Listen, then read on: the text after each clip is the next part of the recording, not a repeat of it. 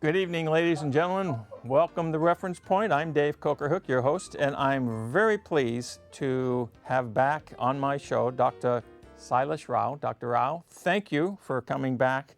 He is the Executive Director of Climate Healers. When Silas, you were on the show, a few months ago, and you're back, and I'm really thrilled to have you. Thank you so much for inviting me again. So you've been very busy. We were talking just shortly before the show about your doing some world traveling. Tell us a little bit about that before we dive into some of the other things I wanted to talk about. So you were in India and Nepal, did you say? Yes, I was in India and Nepal. We were traveling around and screening our new documentary, The Land of Ahimsa, Ah. which is basically appealing to Indians to take a leadership role on this transformation, which is a spiritual transformation. As much From as anything else, that's true. Yes, very much so. yeah, Well, so a cool. spiritual and cultural transformation. So we thought that India is the right place to kickstart it. So. Well, there's sure plenty of people there to get the word out to, that's for sure. That's correct, yes. So I'd like to start by having you redefine climate healers, what the organization's purpose is, and whatnot, so that just to give the audience, some of the folks may not have seen our first show, just to give them a little perspective as to what we're here to talk about. So the purpose of climate healers is to heal the Earth's climate as opposed to maintaining it at a high state of disrepair, which is what most of the mainstream conversation is about. The conversation was always about should the Earth's temperature go up by 2 degrees Celsius or 1.5 degrees Celsius? And I said, if I go to a doctor and I have a 2 degrees or 1 degree Celsius fever, and the doctor says, I'll make sure it doesn't go over 2 degrees Celsius or 1.5 degrees Celsius, I would tell the doctor, he's looking at the wrong way. You need to help me get rid of this fever, not tell me how much more I'm going to get. So that's the reason for climate healers. I wanted to help work on something that would reverse climate change. How do we deal with climate change holistically? Okay. So, and in so doing, you have done a substantial amount of research because you took, as I recall, and folks, there's on their website, on the Climate Healers website, which is climatehealers.org, there's this fantastic, I'm going to hold it up here, there's a fantastic report called Animal Agriculture is the Leading Cause of Climate Change, and it's a very significant paper. You don't have to be a brainiac scientist to read it. I'm certainly not. But I was able to understand what this message is because it's quite different than what the mainstream media, the UN IPCC, if I use that acronym correctly, and several other organizations are saying is the challenge with the change that's been occurring and how it's been facilitated. So tell us a little bit about how you got to this point and how this paper came about. Yeah, I am a systems engineer by profession. So, and this is what I do for a living. This is what I used to do, which is basically look at the existing science and come up with the solution space and a model for the solution space. How would you solve this problem? And here the problem is, how would you reverse climate change? How would you solve climate change? And so I looked at it as a systems engineering problem. Mm-hmm. And to do that, you have to first model it, you have to understand the solution space, and then you have to analyze it to see the optimum solution that is within the solution space. Okay. So that's exactly what I did. And that was the paper. The paper is looking at animal agriculture and fossil fuels. I mean, you looked at the entire picture. Right. And when you analyze the whole picture, you realize that animal agriculture is the leading cause. And it is the most important lever we have to solve climate change.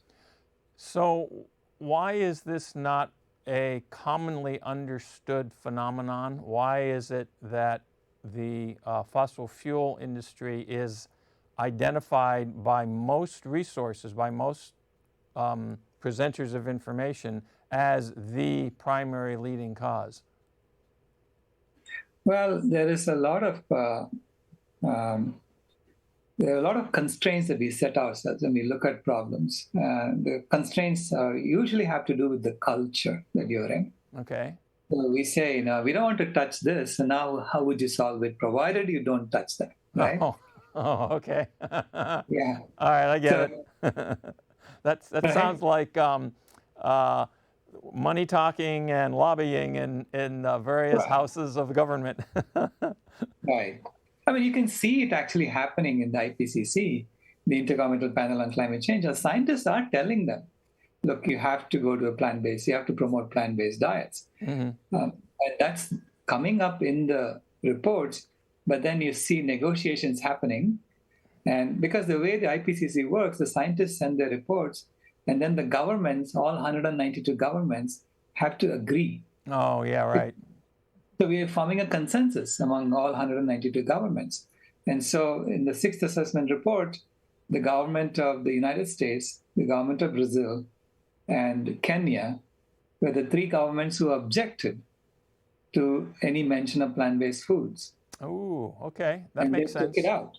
That makes You sense. know?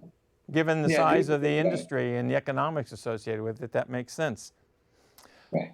So one of the things you had, I don't know if you coined these terms, but there's a couple of really cool terms that you use in the paper. One is the burning machine, and the other one is the killing machine, which I thought was really very interesting. Could you define those for us, and then we want to dive into some of the numbers? Yeah. So the way we looked at it was, I looked at all human activities and see if we can group them into machines that we can then analyze to work with, right? And see how do we turn them off, how do we change their behaviors.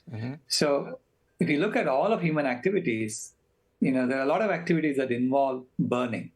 So burning fuels, whether we burn it in internal combustion engines, when you're constantly burning some fuel, or we are burning wood when we are cooking, burning gas when we are cooking. So all of that is part of the burning machine. Okay. And I say that fossil fuels and industry loosely represent the burning machine. And But the burning generates greenhouse gases. One of the part of the product or off, whatever you want to call it, whatever the term is for the stuff that comes off of the burning activity, is greenhouse gases that have an impact.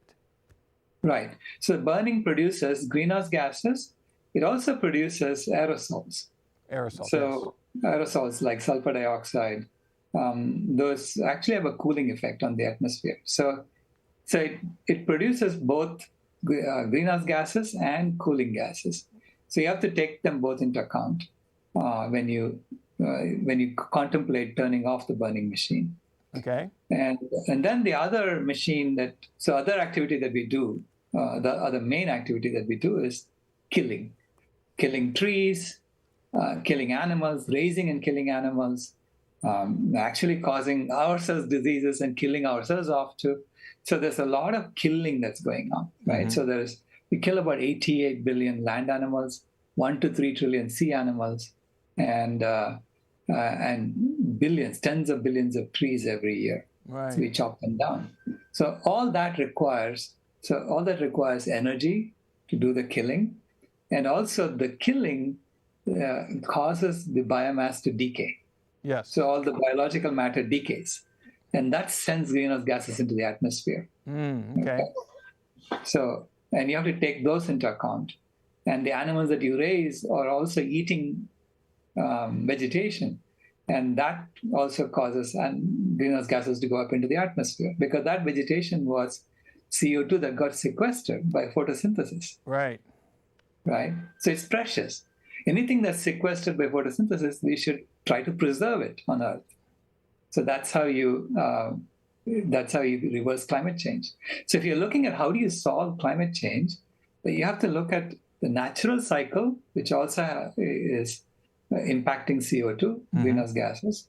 The natural cycle is sequestering over 20 times more CO2 than the fossil fuels that we are adding to the atmosphere, right? The fossil fuel-based CO2. So this is why it's very significant. Even a small tweak in the natural cycle can help us reverse climate change. Okay, so this is why the killing machine not only is adding greenhouse gases to the atmosphere, it is also, by operating the killing machine, we are preventing forests from coming back. We are preventing vegetation from being sequestered, right, and Right. being stored as forests on ground. So that is what I call the opportunity cost of the killing machine. Likewise, the aerosols that add cooling gases to the atmosphere, they become the opportunity benefit Right. of the burning machine. Right. So there's a burning machine and the killing machine both have direct greenhouse gas emissions to the atmosphere, and then one has an opportunity benefit, the other has an opportunity cost. Got it. So one of the interesting things, and I think there was a graphic in your report that I think helps to reflect this, and I believe I labeled it as image number 2, which talks about the biomass, changes in biomass, and it was very interesting to me because it reflects the increase in the animal agriculture's cultivation, if you would, of animals for purposes of consumption. And I don't know if we can call that image up, guys. It's really cool because it talks about where things were tens of thousands of years ago and what they've come to today. And if we get that image up, maybe you can give us a little more clarity on how what it tells us. So if you look at the total weight of all the wild animals, wild vertebrates that lived 10,000 years ago, they were about 200 million tons, and that represented by the blue circle on the left. Large blue circle, leftmost right. blue circle. Yeah. Okay. And 10,000 years ago, humans, there were not that many of us. So our weight was very tiny compared to the weight of all the wild animals that lived on Earth 10,000 years ago. Right. By 1970, our weight was equal to the weight of all the wild animals that lived 10,000 years ago. Okay? Our weight alone. Because we were about 3.5 billion human beings by 1970. Okay. And the wild animals had diminished by 60%. So if you look at their bubble, their circle is diminished, becomes smaller. Yes. And then the animals that we raised for food were roughly double our weight. Those were the ones in the sort of like the more yellow-orange, right? Right, yellow. See, there's the yellow circles, that's the actual weight.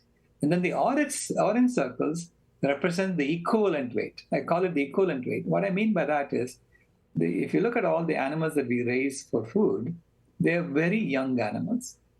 If you look at their total distribution, they're all babies. Yeah. And then we kill them, right? And they're still babies. So when you're a baby, you're eating way more than your weight. Okay, proportionally, you're eating double your weight would indicate, right? Right, because so that's you're growing. where the other orange circles come from. Yeah. Okay, so the weight alone is deceptive. As far as the planet is concerned, the weight doesn't matter so much, because if you look at all the weight of the domestic animals and the human beings put together, even today, we don't weigh more than a medium-sized mountain. Right. But then we eat a lot. Isn't that the truth? I have a question for you about the wild animals and the farmed animals. Is that including anything of the animals in the sea, in the oceans? No. Okay. Wow. Okay. Yeah. So that's separate. This is just land animals. Okay. Yeah. So that is separate. So these animals are now eating, so their impact on the planet is as if they were 4 to 5 times the weight of all the wild animals that lived 10,000 years ago. That was 1970. Yeah. And then we doubled it again. Right? I mean, right now our weight is like 2.5 times the weight of all the wild animals that lived 10,000 years ago. Right. And And they are declined. They have declined. The wild animals have declined by 68% by 2016 Sure. than what they were in 1970. Which means on top of the 60% decline, there is another 68% decline. Right.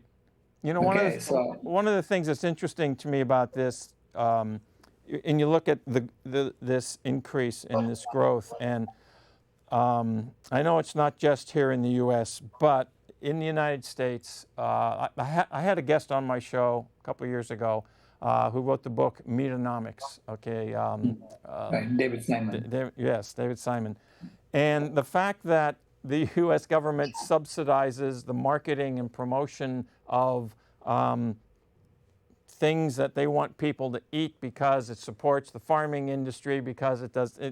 It's just like it's one of these real interesting intertwined relationships. And then when you examine the health impact of what the government is suggesting that or paying advertisers to promote so that we eat, which has negative impact on the health side, it's a real interesting set of dynamics. So how do you approach addressing the problem with such complicated, interrelated governmental and economic impact or resistance, I should say, to what you're trying to accomplish? Yeah, we look at it as a system. So as a system, you realize that we are in a system that is driving a profit-driven extractive economy. Yes. Okay, and so our money, the money that we create in the system, is created to be a scarce resource. We have to go hunt for money, otherwise you won't get anything, right? Right. So you have to mine for money, hunt for money, and so everyone is going there and trying to extract from the earth in order to, so that they have something that they can go and sell for money, right? So our entire economy is built around this extraction. That's how we are heating the climate, by the way. So I say there are three pillars to the profit-driven extractive economy. The first pillar is consumerism, which is convincing people that you need to consume outside in order for you to be happy. Right. So consume more and more and more, and that will make you happier and happier. That's the first axiom of our civilization. Which actually doesn't work. It doesn't work. It's absolutely not true, right? It doesn't add up. It doesn't add up, yeah. So that's the first false axiom in our civilization. Okay. The second false axiom is a false axiom of supremacism, which says that life is a competitive game in which those who have gained an advantage may possess, enslave, and exploit animals, nature, and the disadvantaged for their pursuit of happiness. Okay, and that allows us to go and extract from those who cannot fight back, Right. like animals, or like poor people, or like other nations, who don't have the same military power that you do. So that sort of thing. So you go and extract, and then you say that that's legitimate profit taking for me. Okay, so that's the second axiom. And the third is global hunger. Because without global hunger, you cannot get people to do some of the jobs that need to be done in this extractive economy, like slaughterhouse work or mining. There are all kinds of jobs that no one wants to do. Yeah. They're forced to do it because if they don't, they're going to starve to death. They need to eat. Right. Need to eat. So this is why the global hunger is a foundation of this civilization. Without it, the whole thing collapses. The whole economy will collapse. So these three are the pillars of the old model. And when you look at, from some things that I learned from you, but also from some of the other research that I've done, the amount of food that is grown on the planet that is fed to animals that could feed people is ridiculously large. And if you just fed the people, then you could eradicate this hunger challenge for a lot of the population. It's fascinating to me that that's the way that it is, but that is the way that it is. Okay, so we got the three pillars. I get that. So how do we change the concepts, the systems? What is the level of awareness that has to be reached by a certain percentage of the population before it becomes a trend that is not reversible? Yeah. So I say, okay, there are many ways in which you can transform a system. So Donella Meadows had a list of 9 leverage points of how do you transform systems. The most important are the foundations. So if you can transform the foundations, if you can tell people, hey, the foundations are wrong, so you need to build a new civilization on the correct foundations, okay? That is the most significant leverage you can get. And in this case, we know that the 3 foundations of the current civilization are completely unsustainable. Okay? Can never create a sustainable civilization on the same foundations. You have to build it on the correct axioms, the correct foundations. Okay. And I say the first is the axiom of inner peace, which is looking for happiness within ourselves. That's what we need to be teaching our children. And then we need to ban all these ads that are convincing you otherwise, Right. because these are all lies we are being told, right? Exactly. We don't want to be living in lies. I mean, sustainability is about the truth. Okay, the truth is sustainable. Lies are not sustainable. I think that you're absolutely right about that, but what is I'm painfully aware of is that the rhetoric about sustainability that comes from the mainstream is actually also not necessarily full of truth. So, Right. okay, I see where we're going. We don't have. I'm going to ask you a question right now because I can see very clearly that we're going to run out of time in this 30-minute show, and I'm going to ask you if you would be willing to stick around for a second show. Yeah, Okay, great. certainly, no problem. Yeah. Okay. So where was I going? Where I was going is, so how do we, and I know there's 2 more pillars that you want to talk about on the new level, but this first one is critical. How do we help people recognize that there is a truth about sustainability that they can, in fact, be part of? How do we do that? Sustainability is about coming into alignment with nature, Right. and contributing more to nature than taking from her. Okay. Because if each one of us are in a system where we routinely contribute more to nature than we take from nature, the planet will thrive and we will thrive with it. Okay. Okay? Right now, we are in an extractive economy in which we are extracting more than giving back. All right. Got it. Because that's how money is being made, right? Because money is a scarce resource in the current model. So you have to build a civilization on the correct models, on the correct axioms, and that should be a service-driven regenerative economy or a restorative economy. Okay? Where people are routinely giving more than they take. Okay. Okay? And when you create a system like that, and to me, that's engineering. It's engineering, because engineering, we collectively come together and we build something that no one person could have done. Right. Right. And this is what we have to do now as on Spaceship Earth. Right. I need to We have ask to you. engineer Spaceship Earth so that the climate is stable and the climate is it's maintained. So our job is to maintain the climate. Right. I say that as soon as we admitted that we are changing the climate and we are making it worse, we're heating it up and so on, we have the responsibility, because we have the power to change the climate, which means we are being given the responsibility to stabilize it and to maintain it on behalf of all life. And we have the so power. That's our job. And we have the power to change our behavior. Okay. Yeah, of course. So I think we've got maybe 3 minutes left in this episode here. So I'm going to ask you: have we touched on the pillars that need to be adjusted? There are 2 more, right? Okay. The 2 are the other. The second one is the second axiom is the unity of all life. Okay. we are all, every species belongs on Earth, and we all belong on Earth. Every one of us belongs on Earth. In fact, I say we are all here at this time because we've been selected to To be here. make this transformation happen. Right. Good. And Okay. so we need to now say that's an axiom.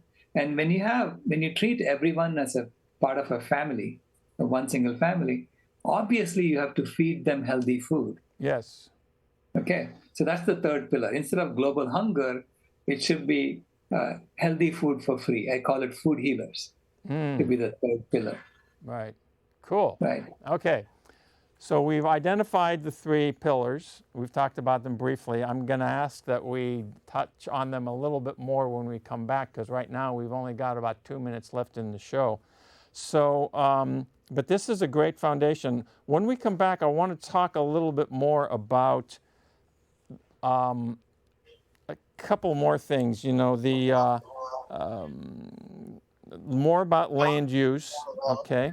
And I want to talk more about some thoughts regarding generational perspectives on what it is that we're doing in the environment. I know that, from some of the research that I've done, it's that certain generations are less concerned about it than other generations, and I think there may be some leverage there, and I want to get your opinion on that.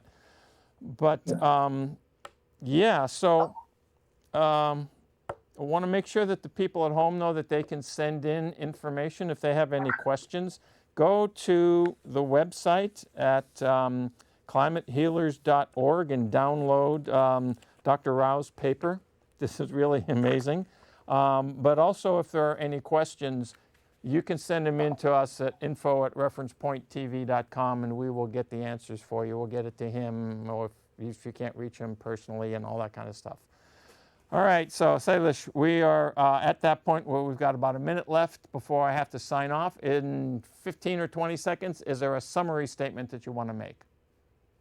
I say that we are in the most exciting times in human history, where we have to transform from a climate heating civilization to a climate healing civilization. So keep the faith, and we are going to get it done.